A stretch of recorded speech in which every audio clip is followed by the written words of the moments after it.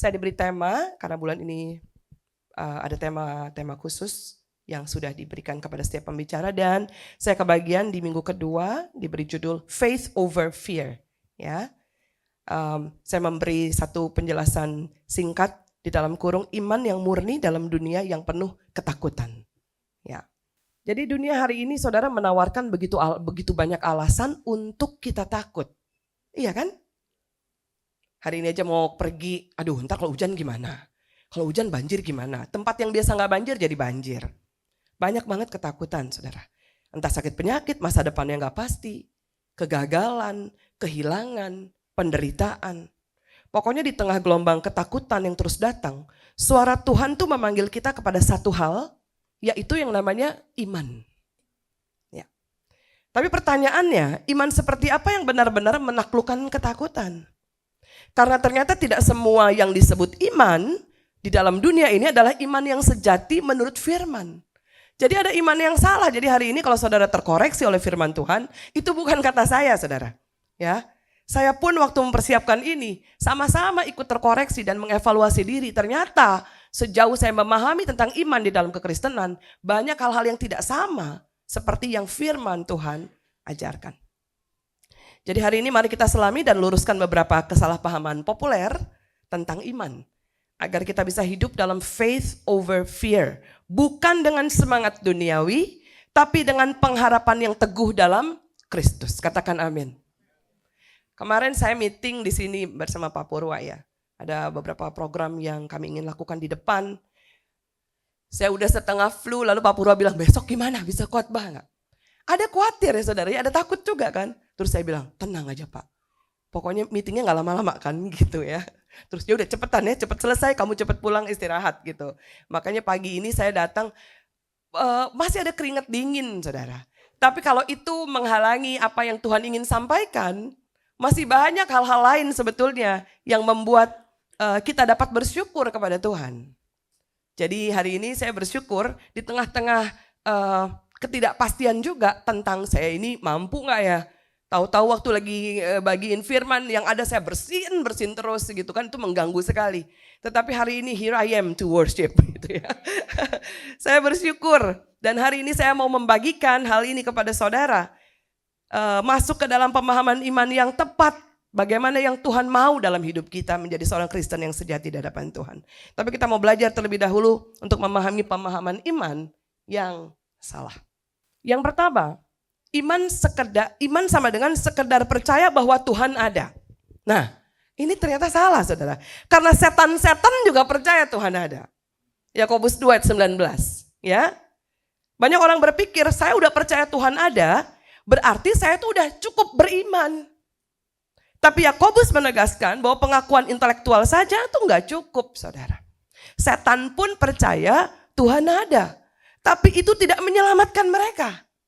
Setan percaya Tuhan ada tapi gak menyelamatkan mereka. Jadi kalau hanya iman cukup percaya saja, itu kekeliruan besar. Sekadar percaya bahwa Tuhan ada, tidak berarti kamu beriman di dalam Kristus. Iman sejati adalah kepercayaan pribadi yang mengubah hidup, menghasilkan ketaatan dan kesetiaan kepada Tuhan. Katakan amin. Yang kedua apa?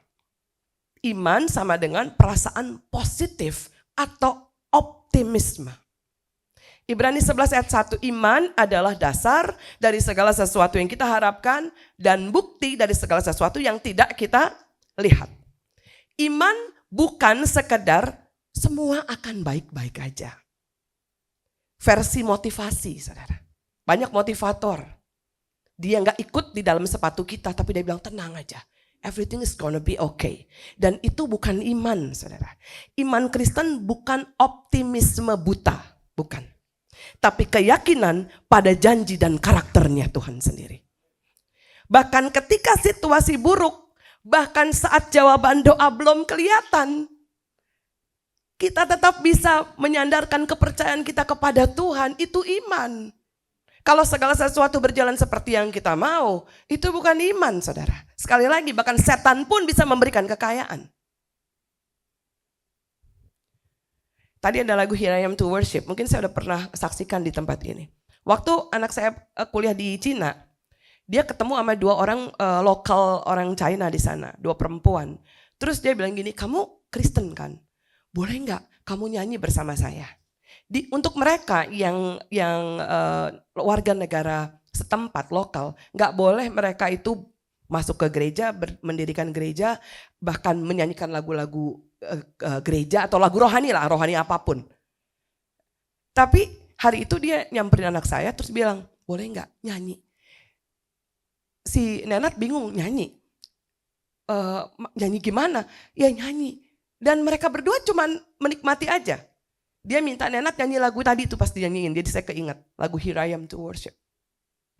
Jadi mereka bertiga nyanyi tapi Nenat bersuara, Here I am to worship, here I am. Mereka dalam hati.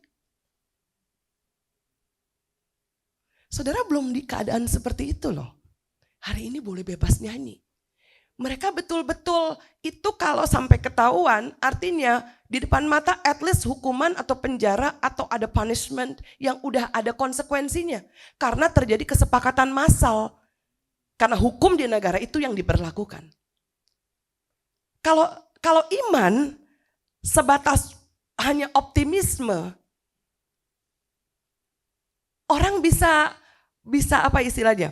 Bisa melihat situasi buruk sebagai kutukan. Bukan cara Tuhan membentuk iman.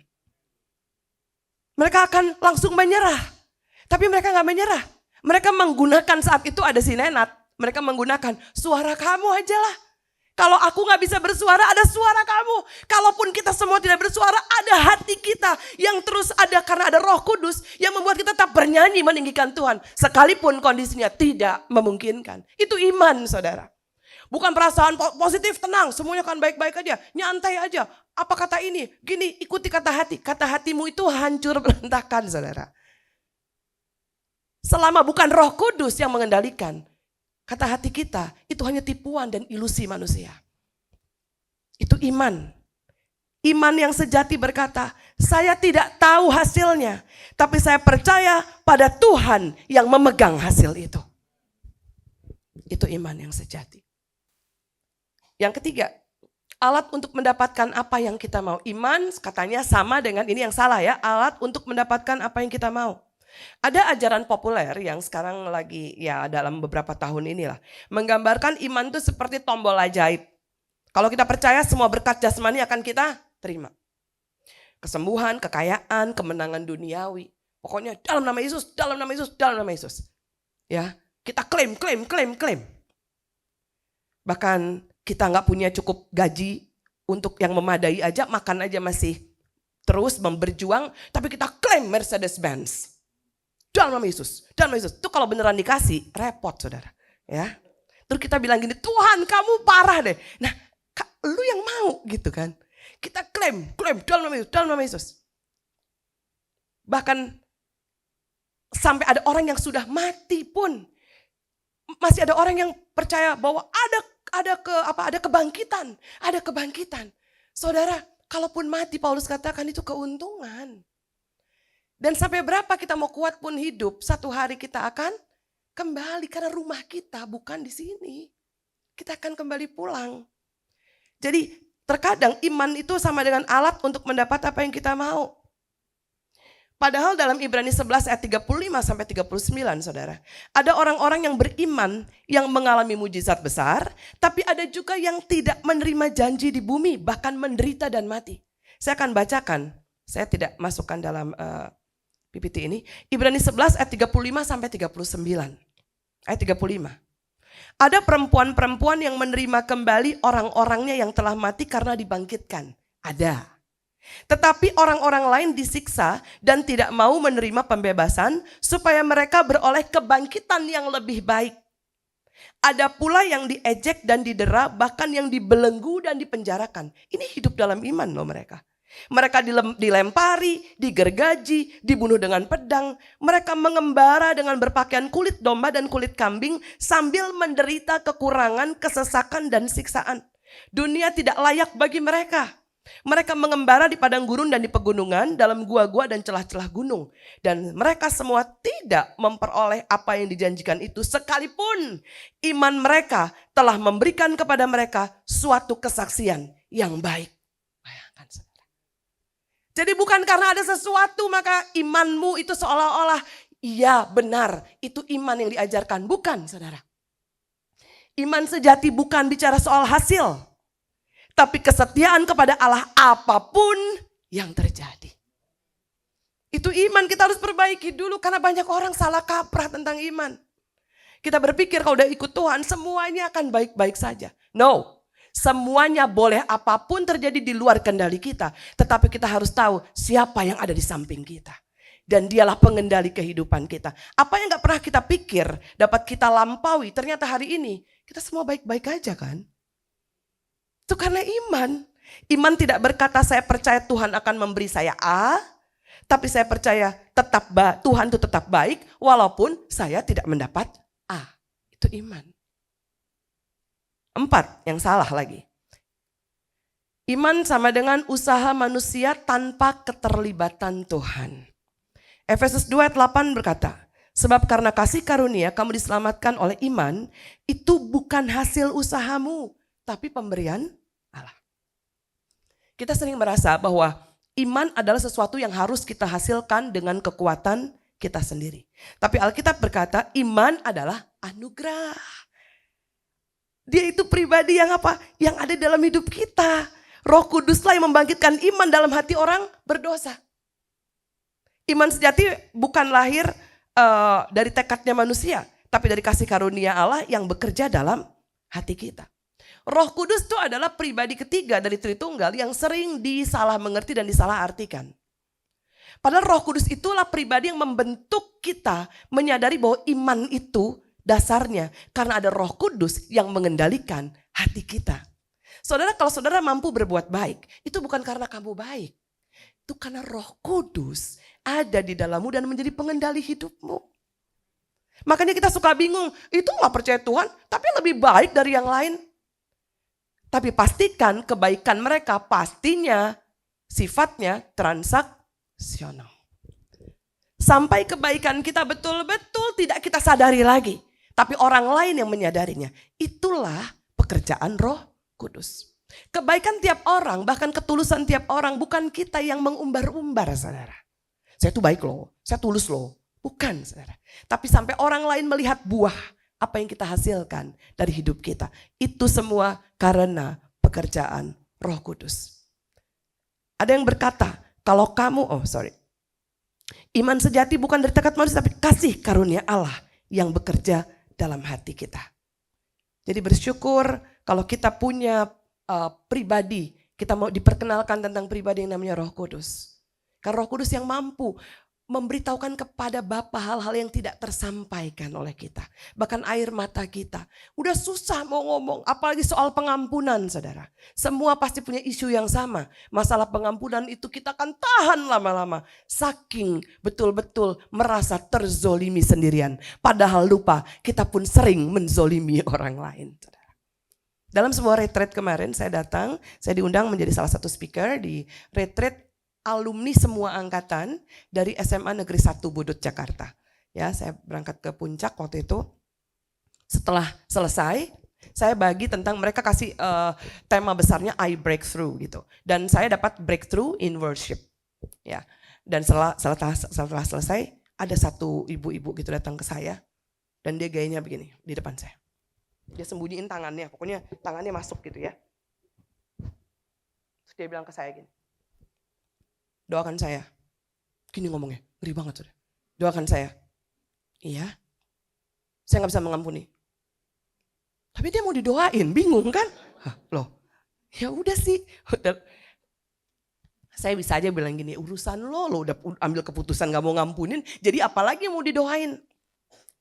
Terus saya bilang begini, ya itu hak kamu gak ngampunin. Saya gak mau. Kalau zaman dulu mungkin saya akan gini, dalam nama Yesus, roh kepahitan gini. Enggak ada, saudara. Itu deal jelas. Kita enggak usah menjadi pahlawan atas orang lain. Saya cuma bilang begini, kamu enggak ampuni, itu urusan kamu. Tapi pihak yang rugi, kita juga. Jadi saya nggak tahu masalah kamu seberat apapun, karena tiap orang punya sepatu masing-masing. Bagi kamu itu berat, mungkin bagi orang biasa, bagi kamu juga itu biasa, bagi orang berat. Itu pilihan setelah kebenaran diungkapkan. Mari memilih Tuhan. Udah, saya cuma ngomong begitu. Saya cuma doakan biarkan dia memilih yang benar oleh Roh Kudus yang ada dalam hatinya. Udah. Kalau zaman dulu, terus terang aja, semuanya saya tengking, saudara. Udah gitu, nakut-nakutin api neraka dan lain-lain, saudara. Saya bukan Tuhan, ya. Saya pun pendosa. Tetapi saya mau ingatkan kepada setiap saya dan kita semua, bahwa siapa kita kalau nggak mengampuni? Kita pun memperoleh kasih yang dari Tuhan yang gak layak kita dapatkan. Yang selanjutnya tentang kesalahpahaman tentang iman. Dalam iman katanya tidak boleh ada keraguan. Ada yang berkata, kalau kamu benar-benar beriman, kamu tidak akan ragu sedikit pun. Tapi mari kita belajar dari beberapa tokoh dalam Alkitab.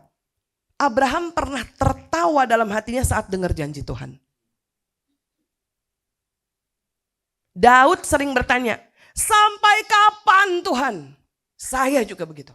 Sampai kapan? Kita semua pasti ada kondisi begitu. Sampai kapan Tuhan?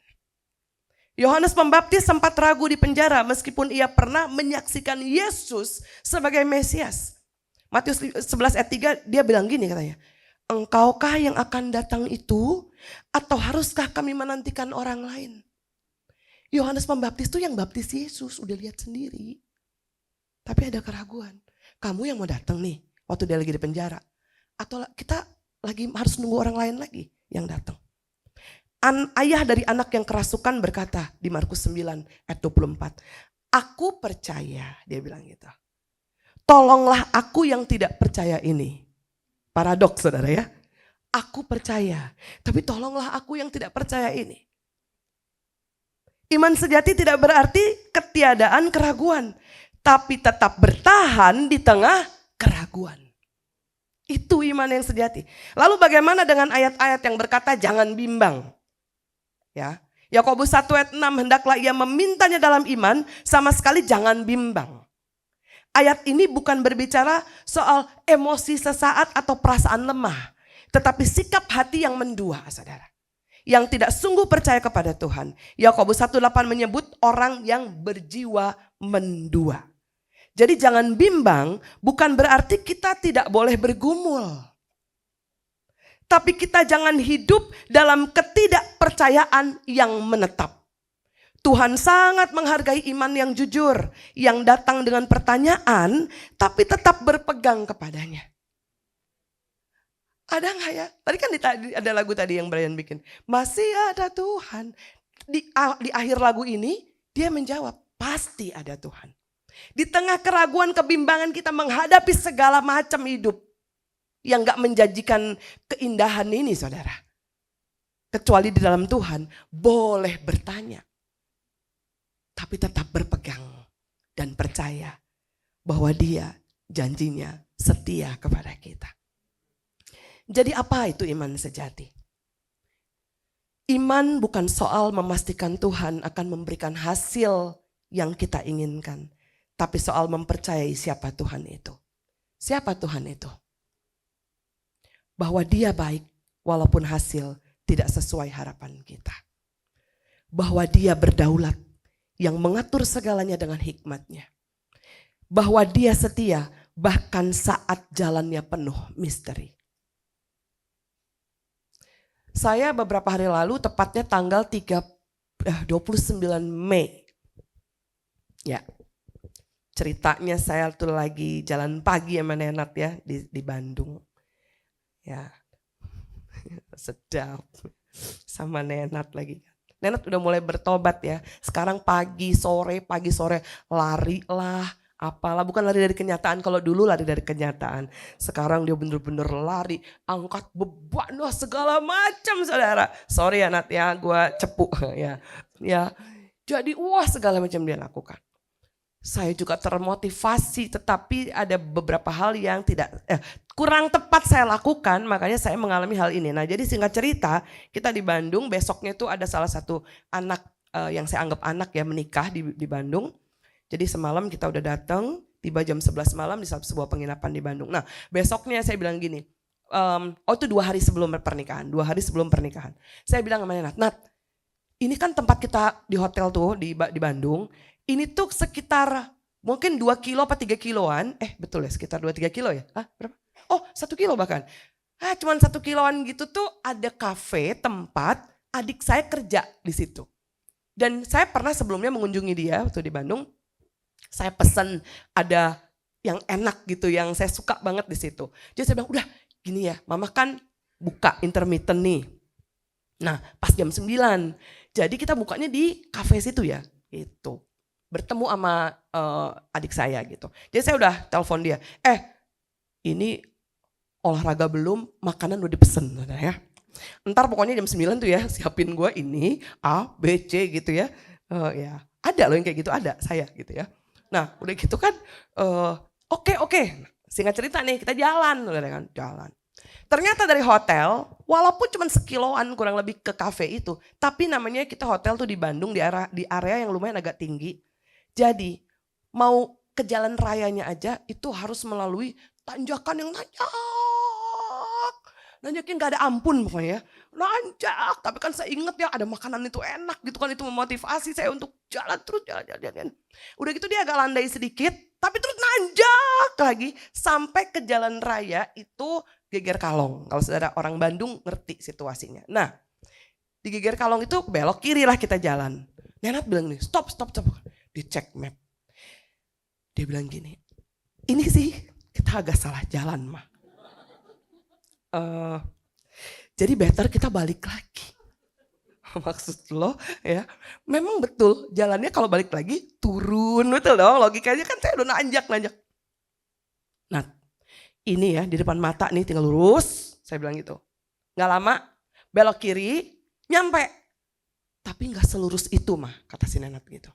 Ternyata di hati kecil Nenat ya, dia udah pikir gini, kalau nyokap gue mau lanjut jalan, gue mau pesan Grab bike.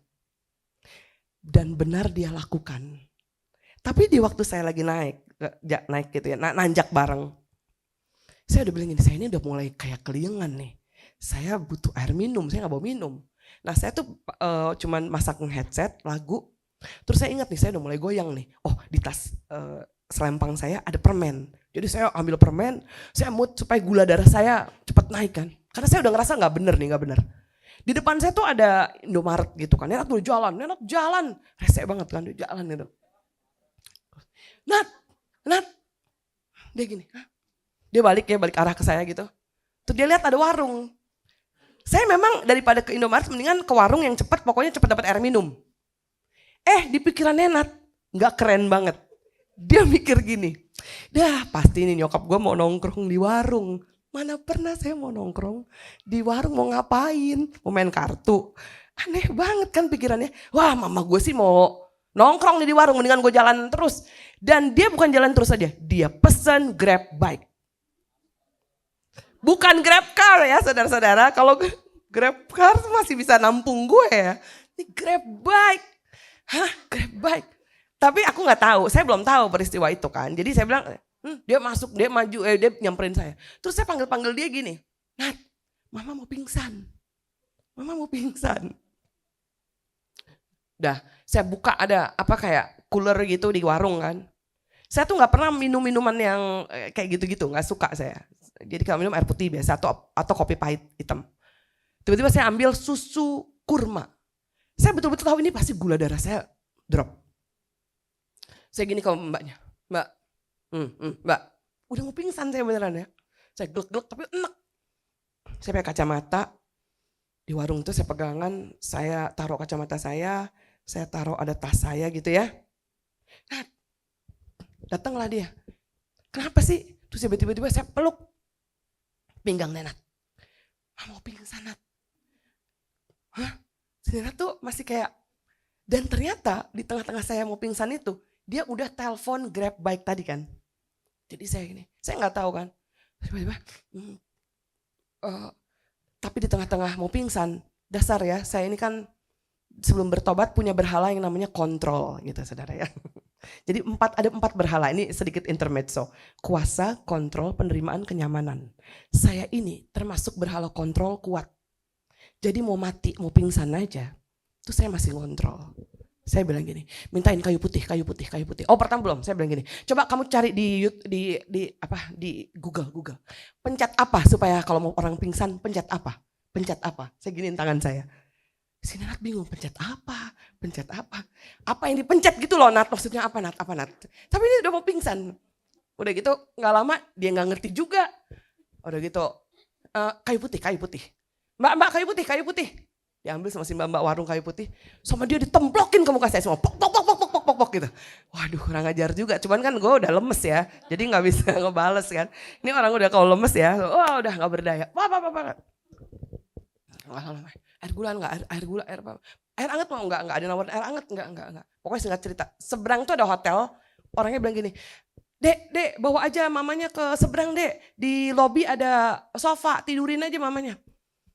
Nah, saya dengar, saya bilang gini. Ya enggak. Ini udah mau jatuh aja masih. Enggak. Dia pegangan terus saya kan. Udah tiba-tiba, pokoknya singkat cerita. Oh, permen saya udah mulai keluar mulut. Karena dicongkel ya, dikeluarin takutnya kesedak. Pokoknya udah berantakan lah ya.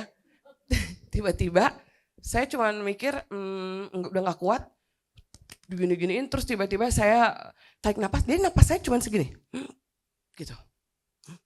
Saya baru tahu mungkin ya. Kalau orang mau meninggal tuh janjian kayak gitu. Cuma gini. Kayak gak. Coba sekarang sudah napas deh. Pastiin. Coba. Masih panjang ya saudara ya. Makanya penuh syukur. Jangan suka komplain ya. Kalau udah sampai sini. Ya. Biarpun saya penyanyi saudara ya. Tetap napas pendek. Gitu saudara. Akhirnya saya kata Nenat buang diri saya. Cuman dia bilang begini. Saya tuh gak pernah khawatir dan takut tentang mama saya. Tapi hari itu ada ketakutan. Waktu melihat katanya.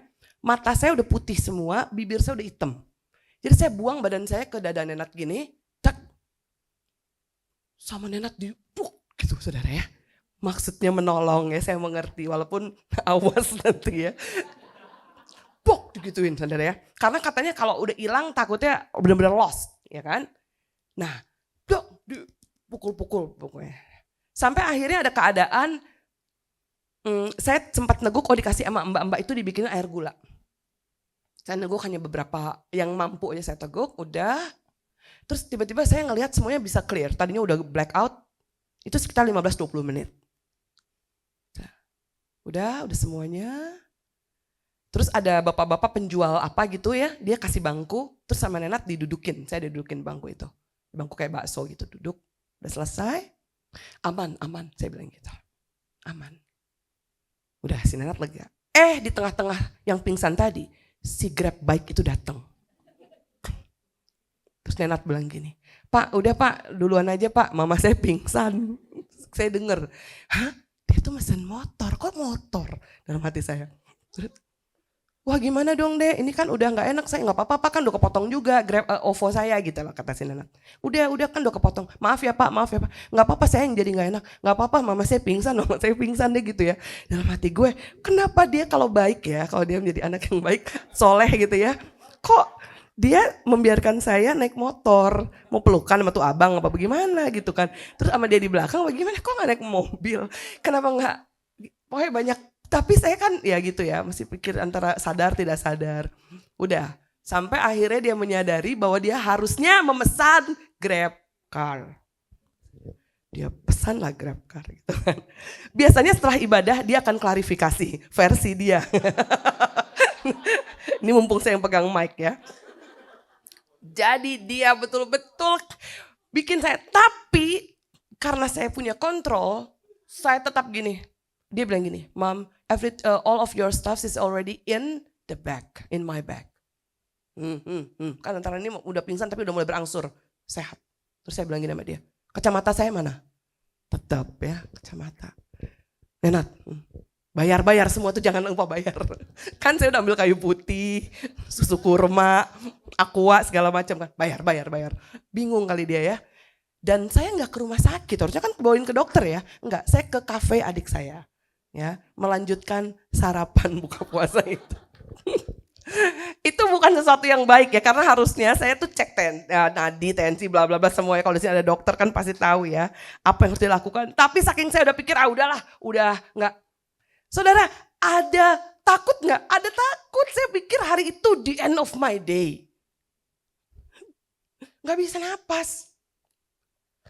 Dan sejak peristiwa itu, tetapi ada titik balik. Saya melihat, gila, udah gak bisa, gak berdaya. Kamu mau tukar dengan apapun, dengan semua uang lah, apalah. Ketakutan itu ada waktu sesuatu akan berakhir di hidup kita.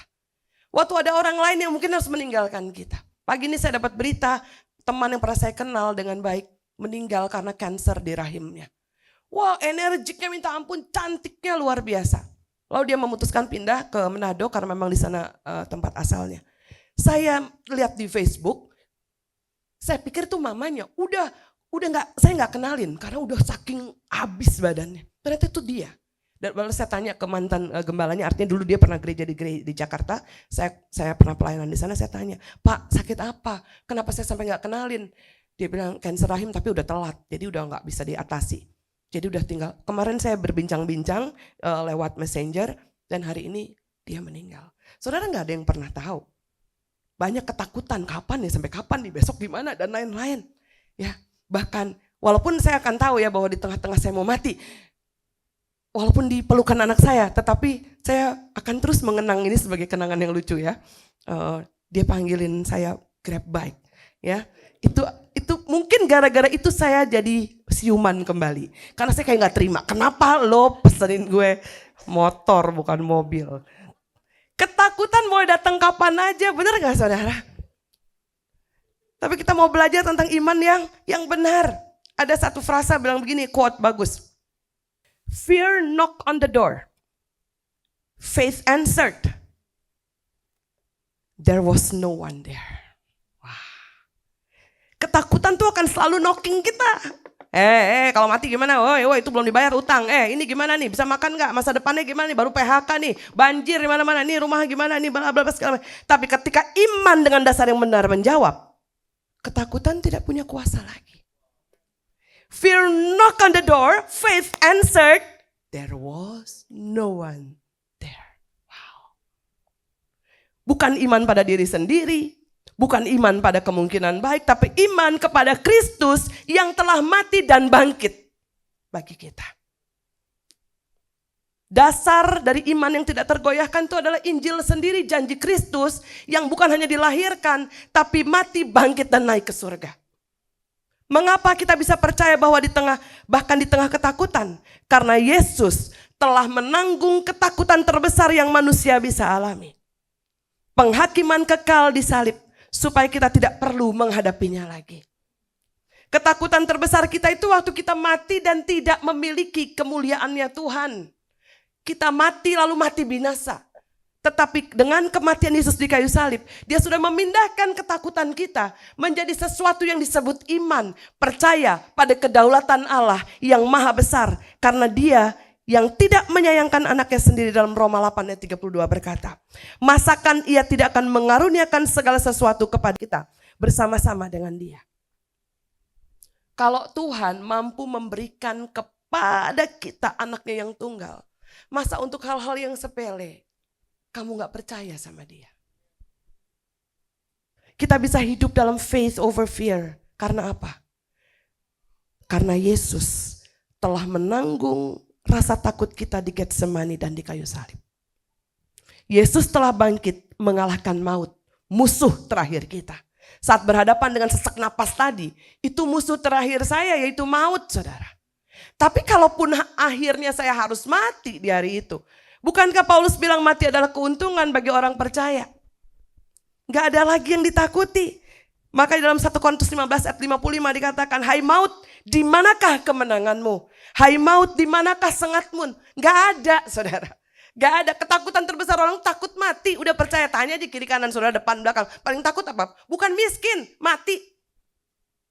Seolah-olah kayak hidup itu kayak, ya udah deh. Padahal kematian itu awal untuk iman Kristen yang benar. Kematian adalah awal dari segala sesuatunya dimulai. Karena rumah kita sesungguhnya bukan di dunia ini. Yesus kini hidup dan menyertai kita. Dan tidak ada satu hal pun yang bisa memisahkan kita dari kasih-Nya. Roma 8 ayat 38-39 dikatakan, sebab aku yakin bahwa baik maut maupun hidup, baik malaikat-malaikat maupun pemerintah-pemerintah, baik yang ada sekarang maupun yang akan datang, atau kuasa-kuasa, baik yang di atas maupun yang di bawah, ataupun sesuatu makhluk lain, tidak akan dapat memisahkan kita dari kasih Allah yang ada dalam Kristus Yesus Tuhan kita. Katakan amin. Apapun yang sedang menakuti hidup kita hari ini, iman sejati berkata, aku tidak tahu apa yang akan terjadi, tapi aku tahu Yesus telah mati bagiku. Aku tidak tahu hasil dari hidup ini, tapi aku tahu akhir ceritaku sudah pasti di dalam Kristus. Aku mungkin takut, tapi aku gak sendirian. Yesus berjalan bersamaku. Bukan tentang di mana kamu, tetapi siapa yang bersama dengan kamu, saudara. Saudara, jika hari ini hatimu diliputi ketakutan, datang kepada Yesus. Bukan supaya kamu bebas dari masalah, tapi supaya kamu mengenal pribadi yang lebih besar dari masalah itu.